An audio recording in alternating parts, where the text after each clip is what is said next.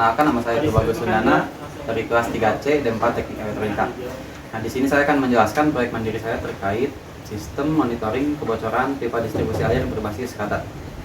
Nah, ayo kita tonton lebih lanjut video ini. Oke, selanjutnya kita akan melihat lebih jauh tentang gambaran kerja sistem monitoring kebocoran ini. Kita lihat mulai dari HMI-nya dulu. Nah, di HMI akan ditampilkan ya status alarm kebocorannya di lokasi A dan lokasi B. Nah, jadi cara kerja dari sistem ini adalah dengan mendeteksi otak kebocoran pipa dari satu pipa distribusi air dengan menggunakan 2 flow meter. Nah, 2 flow meter ini kita lihat misalkan di flow meter 1 dan flow meter 2. Nah, nanti nilai kedua flow meter ini kita selisihkan. Apabila ada selisih yang sangat besar, maka dapat diprediksi itu adanya kebocoran gitu. Nah, di sini saya menggunakan 3 flow meter ya. 3 flow meter, 1, 2, dan 3. Kemudian menggunakan juga 3 RTU, RTU 1, RTU 2, RTU 3. Nah, di mana RTU ini tuh berfungsi untuk mengirimkan data dari flow meter ke master terminal unit, ke HMI juga. Seperti itu. Nah, selanjutnya untuk mensimulasikan adanya kebocoran, nah kita di sini memasang juga katup manual ya, keran manual untuk mengalirkan air. Jadi nanti saat ini dibuka, airnya akan mengalir ke sini dan kita akan dicek tuh di HMI apakah benar kebocorannya itu terdeteksi atau tidak melalui selisih antara flow meter 2 dan flow meter 3. Begitupun dengan lokasi di sini akan dideteksi melalui flow meter 1 dan flow meter 2. Seperti itu. Oke, nah selanjutnya kita langsung jelaskan ke dokumen perancangan. Kita lihat untuk state flow diagram utamanya dulu, dimana saat pertama kali dinyalakan, aplikasi dinyalakan, jam 9.1, maka kita akan langsung masuk ke laman main login ya, dimana di main login ini kita hanya bisa login sebagai administrator saja. Nah, jadi jika kita login sebagai operator, meskipun kita sudah terdaftar di usernya, tapi kita tetap tidak dapat melanjutkan ke program selanjutnya gitu, karena untuk pertama kali login harus sebagai administrator. Oke, nah jika sudah login sebagai admin, akan masuk ke layar admin juga. Nah, di layar admin ini dapat memiliki seluruh hak akses ya, dimana kita dapat salah satunya yaitu dapat shutdown sistem, kemudian konfigur user juga.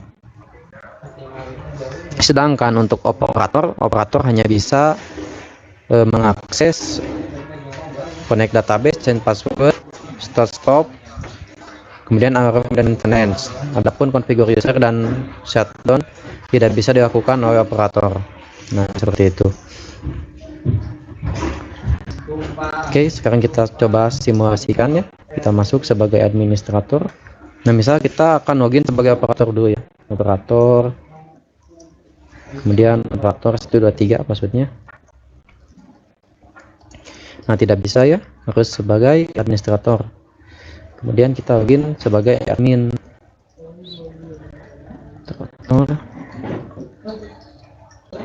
Administrator 1, 2, 3. Nah, ini kita berhasil login sebagai administrator.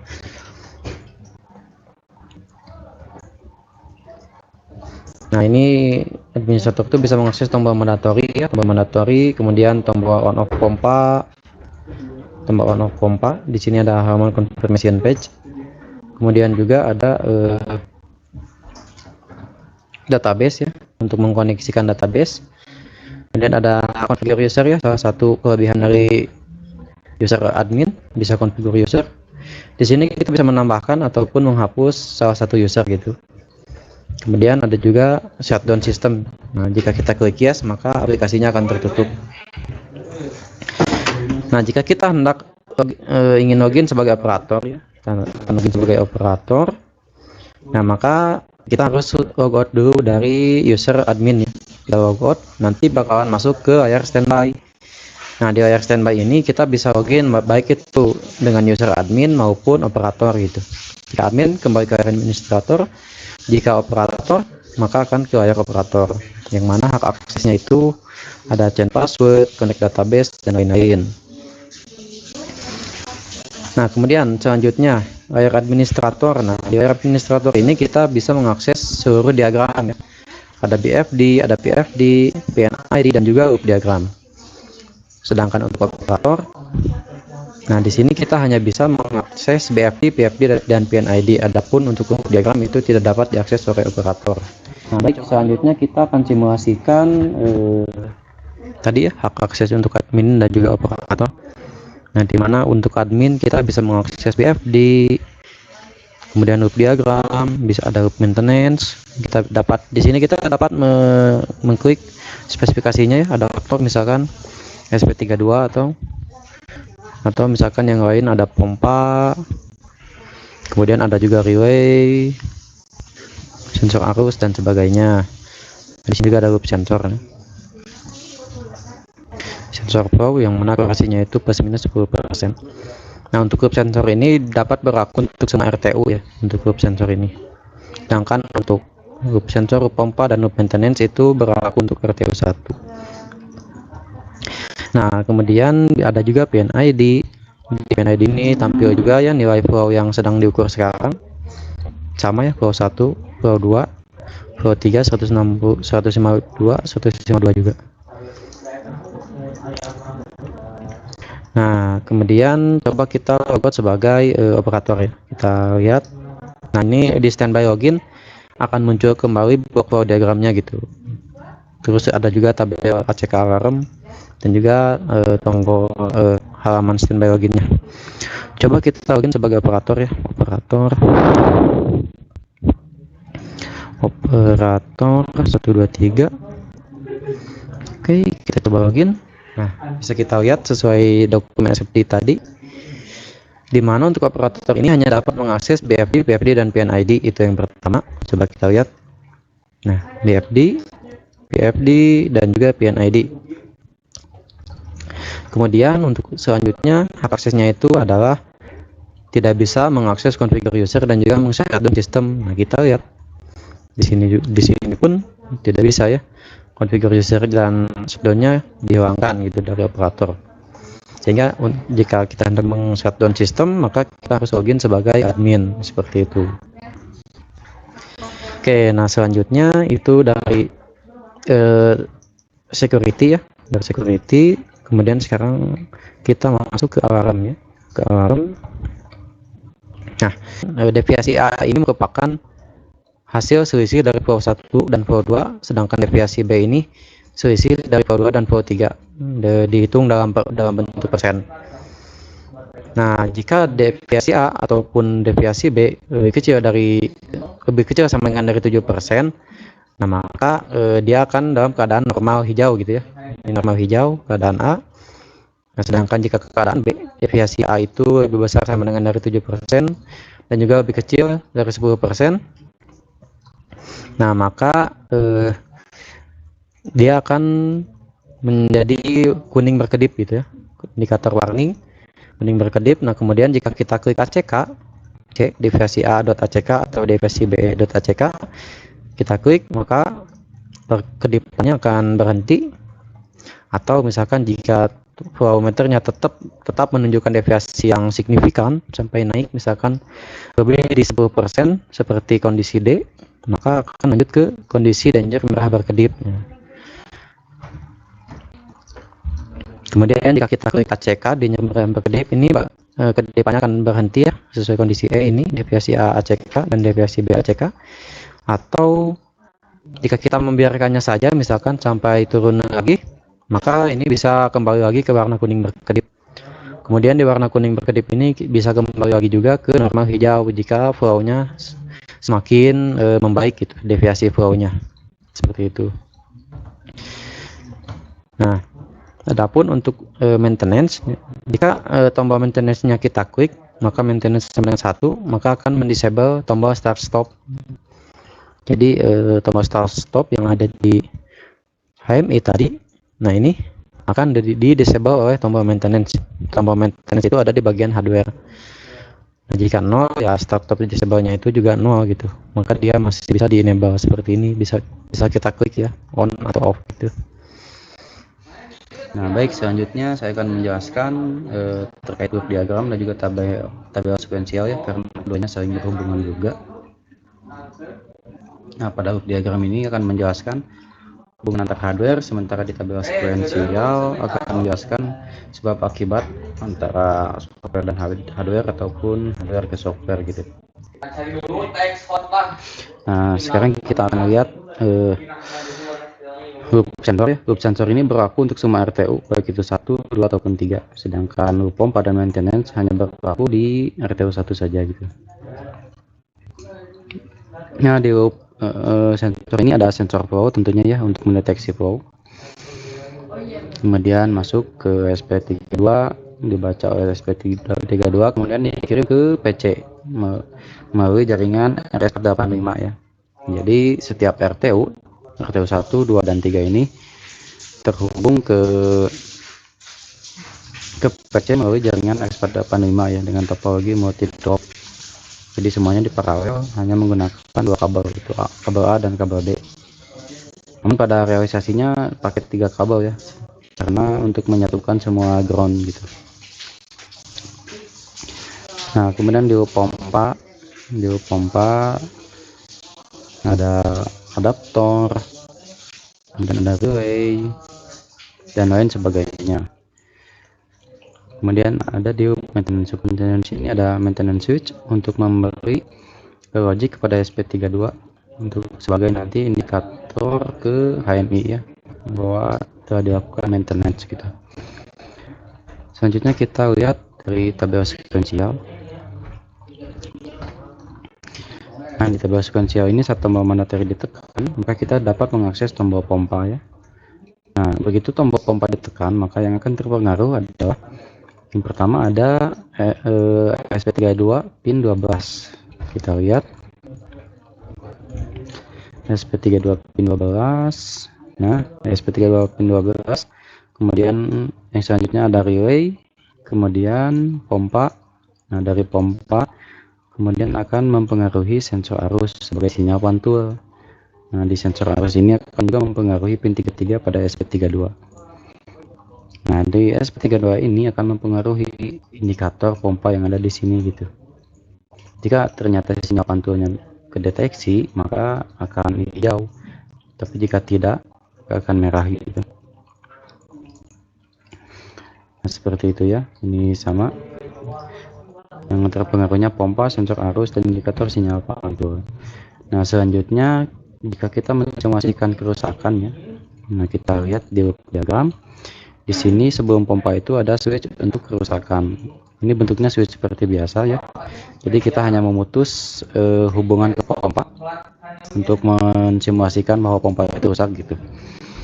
Nah jadi saat switch ini ditekan, dia akan menjadi NO, sehingga meskipun command di sini menyuruh pompa untuk on, tapi karena switchnya di open, nah maka pada sinyal pantul pun tidak akan terdeteksi arus gitu. Nah sehingga itu dapat dikatakan sebagai suatu kerusakan seperti itu. Nah di sini simulasi kerusakan itu akan tentunya akan mempengaruhi sensor arus, pompa, kemudian pin 33 untuk sensor arus di SP32 nya, dan juga tentunya indikator pompa ya dari HMI nya yang di sebelah kanan ini. Nah selanjutnya tombol maintenance ya. Tombol maintenance, saat kita tekan tombol maintenance, dia akan mendisable tombol pompa itu. Pompa pun akan otomatis off sendiri dan mendisable semua yang terhubung ke pompa juga gitu. Ada relay 1, ada pompanya itu sendiri, kemudian pin 12 SP dan nah selain, nah ini tombol maintenance itu di bagian hardware ya, di bagian hardware yang akan mempengaruhi software di sini, yaitu yang pertama kan pin 14 itu untuk mendeteksi sinyal di maintenance-nya, saklar maintenance-nya. Kemudian ada indikator maintenance, dan kemudian akan mempengaruhi juga control and mandatory disable. Jadi kontrol pompa ini akan disable saat maintenance-nya on gitu, seperti itu. Sekarang kita akan mensimulasikan sistem ini ya. Yang pertama kali kita harus menekan tombol start di mandatory. Tombol start di mandatory kita on kan ya, karena sebelum di on kan kita tidak bisa mengonkan pompa ya, mengonkan pompa. Maka kita harus menekan dulu tombol startnya, nah, baru kita bisa mengon off-kan pompa. Sekarang kita coba mengon off-kan pompa ya. Kita klik on, kemudian ini karena masih naik ya akhirnya, jadi ada alarm ya. Jadi nanti kalau sudah semuanya sudah stabil terbaca, nah maka nanti alarmnya akan berhenti. Kita cekkan saja ya. Nah, ini kita bisa lihat flow 1, flow 2, dan flow 3 sudah menunjukkan pembacaan dan hasilnya kurang lebih sama gitu. Mungkin akan terdapat perbedaan misalkan 8 meter per jam, nah itu karena akurasi dari flow meter ini sendiri gitu. Oke, nah selanjutnya pompa sudah on dan indikator dari sinyal pantul pun masih on ya, menekan itu sudah bekerja. Sekarang kita mencoba untuk konekkan database ya, agar datanya terekam. Kita coba konekkan ke database, connect. Kita lihat apakah berhasil. Ya, berhasil. Kita lihat dulu ya, no error occur ya, berarti sudah berhasil connect ke database. Oke, nah sekarang kita coba simulasikan kebocoran ya. Sekarang kita akan coba di lokasi kedua ya, di lokasi kedua kita coba. Salah mutarnya. Oke, kiri harusnya. Nah, kita lihat apakah terdeteksi kebocoran atau tidak. Ya, di sini kita lihat alarm di lokasi B ya, yang artinya ada kebocoran di antara kilometer 1 di antara RTU 1, RTU 2 dengan RTU 3. Kita tekan saja. Oke, kita tunggu. Coba kita matikan lagi, kita nyalakan lagi yang peran di lokasi A. Kita coba ya. Hanya kita masukkan lagi saja ke ember. Nah, ini memang respon pembacaan OPC nya agak sedikit lama juga, jadi tidak langsung real time tiap detik gitu. Kita lihat. Nah, ternyata terdeteksi kebocoran di titik A gitu, antara kilometer 1 dan kilometer 2 ya. Terjadi perbedaan flow yang sangat signifikan gitu. Untuk di flow 2 sama 3 tidak terjadi kebocoran gitu. Sekarang kita coba kebocoran di kedua titik di lokasi A dan lokasi B. Kita coba. Nah, dapat dilihat ya, semua lokasi tertrigger ya alarmnya, itu artinya baik di lokasi A maupun lokasi B terdapat kebocoran gitu ya. Sehingga dari sini misalkan operator bisa melakukan tindakan, misalkan dengan langsung meng-off-kan pompanya atau menghentikan sistemnya gitu. Coba kita off-kan pompanya dulu. Kita off-kan pompanya.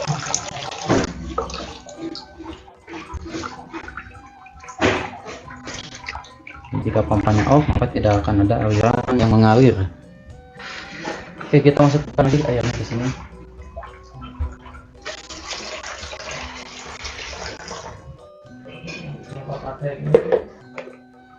Baik, tadi sudah berhasil untuk mendeteksi lokasi kebocoran di baik di titik A maupun titik B maupun dua-duanya.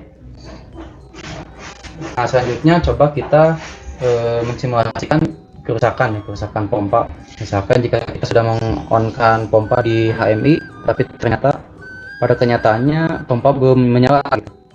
Nah, apakah itu dapat terdeteksi oleh HMI? Nah, kita coba simulasikan hal tersebut. Yang pertama tentu kita on-kan dulu pompanya ya. Kita on-kan dulu pompa. Nah ini emang ada sedikit juga ya antara perubahan antara ke on ke off, dari on ke off-nya gitu. Nah sudah terdeteksi menyala ternyata sinyal pantulnya. Nah adapun ini merupakan hasil recording ya dari database-nya. Lihat datanya terekam terus ya sampai kita stopkan in touch-nya gitu. Sekarang kita coba simulasikan kerusakan dengan men-switch saklar ini. Maaf, ini kita switch dulu sakarnya.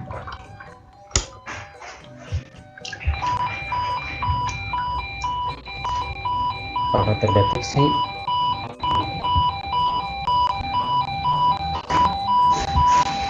Nah, terdeteksi pompanya sudah menyala ya. Cuma sudah menyala, itu artinya ada kerusakan di bagian pompa gitu ya. Nah, lalu kita di sini bisa melakukan tindakan lagi, misalkan dengan menekan tombol maintenance-nya gitu. Nah, saat tombol maintenance ditekan, ini agak lama juga responnya ya, ini. Nah, sekarang sudah ada. Nah, maka di sini akan otomatis meng-off-kan pompa gitu, status pompa akan otomatis off dan otomatis juga disable gitu. Jadi ini kita tidak bisa meng-on-kan atau meng-off-kan gitu. Untuk mengenablekan kembali kontrol pompa ini, kita harus switch kembali tombol maintenance seperti itu. Kita switch saja kembali. Nah, misalkan ini sudah diperbaiki ya pompanya, kita coba. Nah, sudah enable kembali tombolnya, kita switch kembali. Nah, kita simulasikan apakah ini terkadang suka gitu ya, sebarnya harus ditekan ya.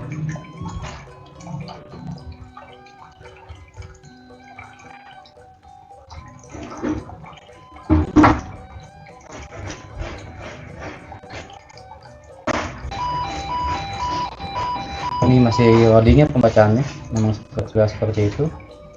Nah, sudah semuanya sudah normal kembali gitu. Baik, saya kira cukup untuk demo dari sistem monitoring kebocoran pipa distribusi air ini. Akhir kata saya ucapkan terima kasih untuk yang sudah menonton. Semoga video ini dapat memberi manfaat yang lebih. Wassalamualaikum warahmatullahi wabarakatuh.